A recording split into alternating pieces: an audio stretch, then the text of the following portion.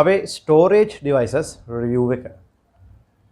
ඉතින් හැමෝම පිළිගන්නවා ඔන්න කාලයකට පස්සේ තවත් ස්පෙෂල් වීඩියෝ එකකට මේ තමයි storage devices ගැන පොඩි review එකක්. ඉතින් හැමදාම PC builds එහෙම නැත්නම් අපි ගත්තොත් graphic cards එතෙන් ගියාම multimedia items එතකොට gaming keyboard mouse මේ වගේ හැම දෙයක්ම අපි මේ channel එකේ දාලා තිනවා. මේ දැන් කරන්නේ ටිකක් අඩුවෙන් කතා වෙච්ච නමුත් වැඩිපුර කතා කරන්න ඕන ටොපික් එකක් ගැන තමයි මේ කතා කරන්නේ. ඉතින් දැන් වෙනකොට තාක්ෂණයේ දියුණුවත් එක්ක සාමාන්‍යයෙන් ගොඩක් දේවල් වෙනස් වෙලා තියෙනවා මේ පරිගණක තාක්ෂණය තුල.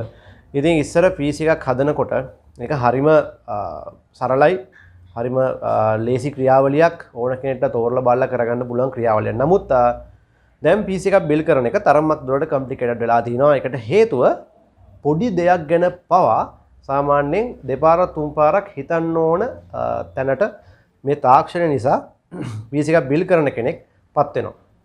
ඉතින් ස්ටෝරේජ් කිව්වහම ඔයාලට මතක ඇති සාමාන්‍යයෙන් Pentium 3 Pentium 4 මැෂින් එකක් පාවිච්චි කරපු කෙනෙක් නම් එහෙම නැත්නම් 775 වගේ සොකට් එක යූස් කරපු dual core core 2 dual quad එකක් වගේ යූස් කරපු කෙනෙක් නම් සාමාන්‍යයෙන් ඒ කාලේ තිබුණේ ඔයාලා දන්නවා ඇති ID hard disk drive සහ මේ යන්තම් තිබිච්ච SATA hard disk drive.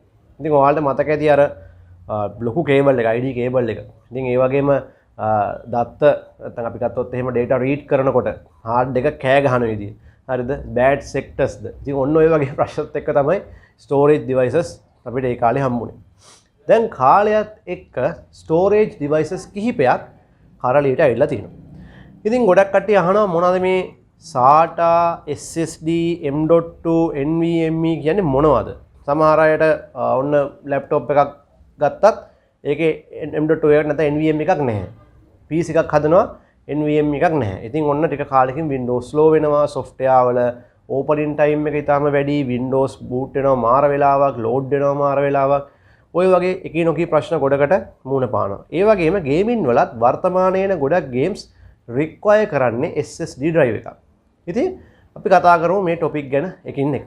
ඉතින් වර්තමානයේ ගොඩක් අය දන්න දෙයක් තමයි මේ SATA desktop hard drive එක ගැන. මම ඔයාලට සාමාන්‍යයෙන් පෙන්වුවොත් එහෙම මෙන්න මේ වගේ දෙයක් ඔයාලට මතකයි. ඉතින් අර ID hard උත් මේ පෙනුම තමයි තිබ්බේ. නමුත් තාක්ෂණය මෙතනදී වෙනස්. ඉතින් මේකත් ටිකක් පරණ තාක්ෂණයක්. ඉතින් මම මුලින්ම එතනින් පටන් ගන්නම්. මොකද මම අනුපිළිවෙලට ඔයාලට මේ මොකක්ද කියන එක කියලා දෙන්න. ඉතින් මේක ඔයාලා දන්නවා සාමාන්‍යයෙන් 1TB 500GB එහෙම 320 නම් ආනේ ඊටත් අඩුයි නම් 2TB 4TB 8TB එහෙම දක්වා ගොඩක් පරිමාණ වලින් ඔයාලට මේ SATA desktop hard drives බලා ගන්න පුළුවන්. ඉතින් මේවා use ගන්නත් පුළුවන්. නමුත් ටික කාලයක් ගියාම මේ වගේ bad sectors වගේ ටිකක් common ප්‍රශ්න ඇති වෙන්න පුළුවන්. ඒ වගේම මේ වගේ ටිකක් read speed එක හරිම slow. ඒක වර්තමානයේ එන ටිකක් නවීන මෘදුකාංගත් එක්ක මේ වගේ hard disk එකකට ඒව manage කරගන්න හරි අමාරුයි. එතකොට පොඩ්ඩක් අපි ගත්තොත් එහෙම slow වෙන්න බලනවා PC එක. ඒ වගේම මේ වගේ දත්ත හුවමාරු වේගයෙන් මම කලින් කිව්වා වගේ ඊටාම මන්දගාමී ස්වරූපයක තමයි තියෙන්නේ NVMe එකක් වගේ එක බලද්දි. ඒ නිසා ටික කාලෙකින් කම්පියුටර් එක slow වෙන්න බලනවා. නමුත් low budget build එකක් කරද්දි සාමාන්‍යයෙන් brand new වගේ ගන්නවා නම් SATA desktop hard එකක් වුණත් කාලයක් යනකල් ප්‍රශ්න නැතුව මේක use කරන්න පුළුවන්. ඉතින් මෙතන තියෙනවා මං ගාව Western Digital සහ Seagate වලින් යන brand වලින් hard disk කීපයක්. ඉතින් Seagate නම් මේ දවස්වල ගොඩක් වෙලාවට stocks නැහැ. ඒ නිසා Western Digital විතරක් මම මෙතනදී අරගෙන ආවා. ඉතින් සාමාන්‍ය මේක ගොඩාක් කෙනෙක් දන්න දෙයක්. ඒ තමයි 1TB normal hard disk එක. ඉතින් ඔයාලට පේනවා ඇති. ඉතින් මේක නම් ඔයාලට එහෙම වැඩිපුර විස්තර කරන්න අවශ්‍යත් නැහැ. ඉතින් මේවා දැන් රුපියල් 16,000 ඉඳන් වගේ මිලදී ගන්න පුළුවන් 1TB hard disk එක. එතනින් එහාට ගියාම 2TB hard disk එක ඔයාලට ගන්න පුළුවන් රුපියල් 22,000 ඉඳන් Western Digitalම. ඉතින් මේවා මේ තියෙනවා සාමාන්‍යයෙන් blue, red, එතකොට purple මම ඔය ගැනත් වීඩියෝ එකක් කරලා ඇති. මේක ඔයාලට බලන්න කියලා මම ආරාධනා කරනවා. ඉතින් මෙතන තියෙනවා මේ Western Digital purple brand එක. මේක 4TB මේක 35000ක් වෙනවා. සාමාන්‍යයෙන් මේ purple එක තමයි ගොඩක් වෙලාවට මේ surveillance system වලට ගන්න. අපි ගත්තොත් එහෙම CCTV වගේ ඒවට ගන්න සාමාන්‍යයෙන් මේ වගේ disk. ඉතින් ඊළඟට මීට පස්සේ ආපු තාක්ෂණය තමයි මේ M.2 කියලා කියන්නේ. දැන් ඔයාලා දන්න නැතිනේ memory chip එක. දැන් memory chip එක වැඩි දියුණු කිරීම මම කියන්නේ ඒ ප්‍රායෝගික නෑ 100%ක්. අන්න ඒ වගේ පොඩි memory chip එක දැන් වැඩිපුර දියුණු කිරීමක් තුළින් තමයි මෙන්න මේ SSD වල උපත සිදු වෙන්නේ. ඉතින් M.2 වලට කලින් මම එන්නම් සාමාන්‍යයෙන් SATA SSD drive එකකට. සාමාන්‍යයෙන් ඔයාලා මෙන්න මේක දැකලා ඇති. ඉතින් hard disk එක මෙන්න මේ තරමට ඊට පස්සේ පොඩි වුණා. right? ඊට පස්සේ තමයි M.2 බිහි වෙන්නේ. ඊට පස්සේ තමයි වර්තමාන දිනේ NVMe බිහිලා තියෙන්නේ. ඉතින් SATA desktop එකට පස්සේ මේ තියෙන්නේ SATA SSD එක. එතකොට නිකන් හිතන්න ඔයාලට මම කලින් කිව්වා වගේ දැන් ෆෝන් එකේ තියෙන memory chip එක ටිකක් නවීකරණය කරලා අන්න ඒ තත්ත්වෙන් තමයි මේවා බිහි වෙලා තියෙන්නේ. ඉතින් දැන් ගත්තොත් මේකත් ටිකක් පරණ තාක්ෂණයක්. මොකද ගොඩක් නවීන රටවල් වල ඇත්තටම කිව්වොත් මේවා භාවිතා කරන්නේත් නැහැ. නමුත් අපේ රටේ තියෙන ආර්ථික තත්ත්වයට එක්ක අපි හැමෝටම භාවිතා කරන්න බෑනේ ඉහළ ටෙක්නොලොජි එකක්. ඉතින් ඒ නිසා අපි මේවා භාවිතා කරනවා. නමුත් ප්‍රශ්නයක් නැහැ. ඉතින් මේ තියෙන්නේ SATA SSD drives. මේවා සාමාන්‍යයෙන් SATA desktop මම අර කලින් පෙන්නපු hard disk වලට වඩා ඒ වගේ ගොඩක් ගුණයක් speed. සාමාන්‍යයෙන් ගොඩක් අය පෙළඹිලා දෙනවා වර්තමානයේ මේවා එකක් අරගෙන මේකට Windows දාලා මේක use කරන්න. ඉතින් මම ගා මෙතන තියෙනවා SATA SSD වල Ramstar, Transcend සහ Kingston කියන බ්‍රෑන්ඩ් වලින් SSD. ඉතින් මම ඔයාලට ඒ ප්‍රයිස් කියන් යන්න. මේ හැම එකම www.msk.lk වෙබ් අඩවියේ දකින්න ලැබෙනවා. මේ තියෙන Ramstar SSD drive එක 240GB. මේක රුපියල් 8000ක් වෙනවා. මේක 2 years warranty. ඊළඟට Ramstar බ්‍රෑන්ඩ් එකේම 128GB SSD එක බලා ගන්න පුළුවන්. මේක 5800ක් වෙනවා. මේකට 2 years warranty ලැබෙනවා. ඉතින් ඊළඟට Transcend brand එක ඔයාලා දන්නේ නැති අමුතුවෙන්ම ඔයා කැමරා එකක් use කරනවා නම් memory chip එතකොට RAM ඒ වගේම SATA SSD යාලා develop කරනවා. ඉතින් මේ තියෙන්නේ 120GB එකක්. මේක රුපියල් 7000යි. නමුත් 3 years warranty ලැබෙනවා. අර brand එක ටිකක් පිළිගැනීමක් ඇති වෙන්නේ නැති වෙන්න මිල වගේම quality එක warranty එකත් වැඩි වෙනවා.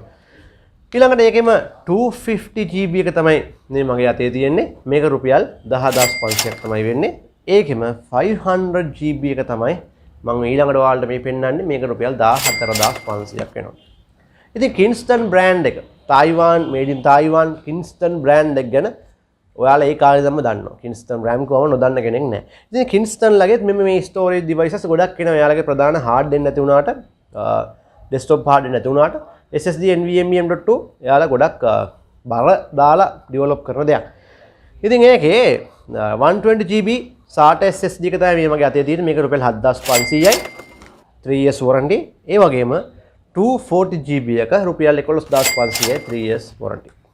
ඉතින් මම ඔයාලට ඊළඟට කිව්වා මේ තමයි මුල තාක්ෂණ දෙක.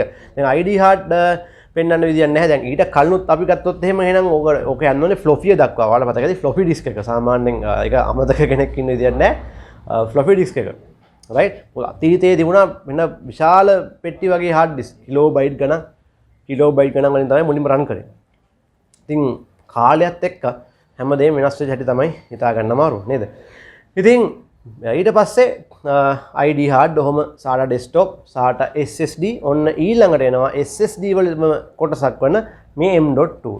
මේ වගේ විශේෂත්වය තමයි මේක සාමාන්‍යයෙන් RAM එකක ලක්ෂණ තමයි ඔයාලට පේන්න තියෙන්නේ. මේකේ තියෙන ඊළඟ දේ තමයි මේක කේබල් එකක් හරහා කනෙක්ට් කරන්න ඕනේ නැහැ. මේක motherboard එකේම ඔයාලට කනෙක්ට් කරගන්න පුළුවන්. හොඳට මතක තියාගන්න ඕනේ තමයි M.2 එකක් ඔයාගේ motherboard එකට කනෙක්ට් කරාම ඔයාගේ motherboard එකේම තියෙන SATA port එකක් disconnect වෙලා යනවා. මේක මෙයාගේ බලය මෙයාගේ දත්ත වේගය පතුරවන්නේ මෙයා SATA port එකක් කරා. ඒ නිසා SATA port එකක් ඔයාගේ motherboard එකේ disconnect වෙනවා සාමාන්‍යයෙන් මේ M.2 එකක් motherboard එකට attach කරාම. right? ඉතින් මෙතන තියෙනවා ගොඩක් වෙලාවට සාමාන්‍යයෙන් brand දෙකයි තමයි ගොඩක් කරලා include වෙන්නේ Transcend සහ Kingston. ඉතින් මේ M.2 වලත් 120GB එක 6500යි. Kingston එකේ තියෙන 120GB M.2 එක රුපියල් 7500යි. 3 years warranty. ඉතින් ඔයාලට තේරෙනවා ඇති ස්පීඩ් එක මේවයි වැඩි කියලා. සාමාන්‍යයෙන් SSD එකට වඩා M.2 එකේ ස්පීඩ් එක වැඩි. ඉතින් ඊළඟට දැන් වර්තමානයේ පාවිච්චි කරන්නේ N.V.M.E. ඉතින් මේ N.V.M.E ජෙනරේෂන් කීපයක් තියෙනවා. right? ඉතින් N.V.M.E ඇවිල්ලා ජෙනරේෂන් දැන් ගොඩක් තියෙනවා සාමාන්‍ය එක VG එකක් වගේ. right? GTS වලින් ජෙනරේෂන් නේ වගේ. ඉතින් N.V.M.E කියලා කියන්නේ මම මේ කලින් කතා කරපු හැම දෙයකටම වඩා ගොඩක් ස්පීඩ් ඩිවයිස් එක. සාමාන්‍යයෙන් දැන් මේ පෞද්ගලිකව පාවිච්චි කරන අය දන්නේ නැති Windows උනත් ඔයාගේ hard එකේ වෛරස් ප්‍රශ්න මොකුත් නැත්තම් Windows උනත් තප්පර 4න් සාමාන්‍ය Samsung තමයි ගොඩක්ම quality. ඒක කියන්නේ මුලින්ම. ඒ වගේ එකක් නම් තප්පර 3න් හෝ 4න් අනිවාර්යයෙන්ම ඔයාගේ Windows load වෙලා desktop එකට හෝ ඔයාගේ password එක ගහන දැනට අනිවාර්යයෙන්ම home screen එකට එනවා. ඒ තරම් ස්පීඩ්. සාමාන්‍යයෙන් ගේම් එකක් වුණත් එහෙමයි. normal hard disk එක ගේම් එක විනාඩියක් තප්පර 30ක් යනනම් load වෙන්න NVMe එක ඒක තප්පර 10න් විතර ඔයාලට වෙලා ඉවරයි. ඉතින් අන්න ඒ වාසිය තියෙනවා. ඉතින් මතක තියාගන්න ඕන තව දෙයක් තමයි මේ NVMe අපි ගත්තොත් එහෙම මේ NVMe එකක් වැඩ කරන්නේ PCI Express slot එකක් කරා. එයා SATA හරහා නිමි යාගේ power එක ගන්න PCI Express අපි VGA set කරන්නේ අන්න ඒ වගේ PCI Express lane එකක් හරහා තමයි එයා යාගේ power එක ගන්න. ඒකයි මෙයා ගොඩක් speed. දැන් සාමාන්‍යයෙන් අපි ගත්තොත් එහෙම ඔය PCI Gen 4 support කරන motherboard තියෙන අලුත්ම motherboard අන්න ඒ වගේ NVMe වල speed එක ගොඩක් වැඩි. දැන් අපි ගත්තොත් එහෙම ඔය B560 Ryzen නම් X570 Intel නම් i660 වගේ motherboard වල හොඳට මෙයාලා support කරනවා. මෙයාලගේ ඉහළ gen එක හොඳට support කරනවා. මොකද ඒ වගේ speed එකට මේ motherboard එක හදලා තියෙන්නේ. ඉතින් මේවා තමයි නවතම තාක්ෂණය. ඉතින් දැන් PC එකක් හදන ඕනම කෙනෙක් NVMe එකක් අනිවාර්යයෙන්ම use කරනවා. lap එකක් වුණත් ගද්දි බලලා ගන්න ඕනේ NVMe හෝ M.2 SSD එක include වෙනවද කියලා. මොකද නැත්තම් ඔයාට හිතන විදියට වැඩ කරගන්න බෑ. ඉතින් NVMe වල අපි ගත්තොත් එහෙම මෙතන මං ගා බ්‍රෑන්ඩ් තුනක් තියෙනවා. එකක් තමයි MSI, අනිත් එක Transcend, අනිත් එක Kingston. ඉතින් මම පිළිවෙලට ඔයාලට ප්‍රසන්ට් කරන් යන්නම්. මේ තියෙන්නේ MSI. මෙයාලා MSI ගොඩක් වෙලාට දැන් කේසින් පවර් VGA තමයි ටිකක් බර දාලා කරේ. පස්සේ පවර් සප්ලයි වලට, කූලර්ස් වලට, ඊට පස්සේ SSD වලටත් මෙයාලා දැන් බහැලා ඉන්නේ. මෙතනින් මම වැඩිපුරම මෙයාලා සාර්ථකයි කියලා දකින්නේ මෙන්න මේ ස්ටෝරේජ් ඩිවයිසස් වලින්. MSI ගොඩාක් සාර්ථකයි ස්ටෝරේජ් ඩිවයිසස් වලින්. ඉතින් මේකේ 120GB එක තමයි මගේ මේ 128GB තමයි මගේ මේ තියෙන්නේ අතේ. මේක රුපියල් 10000ක් වෙනවා 3 years warranty එක. ඊළඟට 500GB NVMe එක තමයි මේ තියෙන්නේ. මේක 16000යි. ඊළඟට 1TB NVMe තියෙනවා. මේක රුපියල් 29500ක් වෙනවා. ඉතින් මේක 2TB එතනින් එහාටත් මේවා දකින්න ලැබෙනවා. සාමාන්‍යයෙන් ඒවා කලාතුරකින් සෙල් වෙන නිසා ඒවා ටිකක් ගොඩාක් ස්ටොක් තියාගන්න නෑ. මොකද ඉතාමත් වැඩි අගයක් වෙනවනේ. ඒක අර ස්ටොක් ඉතුරු වුණාම ඒක ව්‍යාපාර කරන ප්‍රශ්නයක් නිසා ඒක මොකද සෙල් ගොඩාක් ලොකු බිල්ඩ් එකක් එක තමයි ඔය යන්නේ. ඒ නිසා ස්ටොක් ගොඩක් තියාගන්නේ නැහැ. ඉතින් Transcend තියෙනවා ඊළඟට. ඒකෙත් 128GB එක 9500ක් 256GB එක 11500ක් වෙනවා 3 years warranty එක. ඉතින් Kingston තමයි ඊළඟට මං ගාව තියෙන්නේ. ඒකේ අපි ගත්තොත් 250GB එක රුපියල් 14000කුත් 500GB එක රුපියල් 19500ක් සහ ඒකෙත් 1TB එක රුපියල් 33500ක් විතර තමයි දැන් වර්තමානයේ මිල යන්නේ. ඉතින් ඔයාලා තේරෙනවා ඇති මේක සාමාන්‍ය තව දල අදහසක් ගන්නවා නම් මම ගොඩාක් පරණ වීඩියෝ එකක් කරලා ඇති. ඒකේ රූප සටහන් එක්කම ඔයාලට ටියුටෝරියල් එක්කම ඒකේ මම පැහැදිලි කරනවා මොකද්ද මේ කියලා මේ channel එක පටන් ගත්ත කාලෙම කරලා ඇති වීඩියෝ එකක්. ඉතින් PC එකක් හදද්දි මේක ගැන අනිවාර්යයෙන්ම හිතන්න.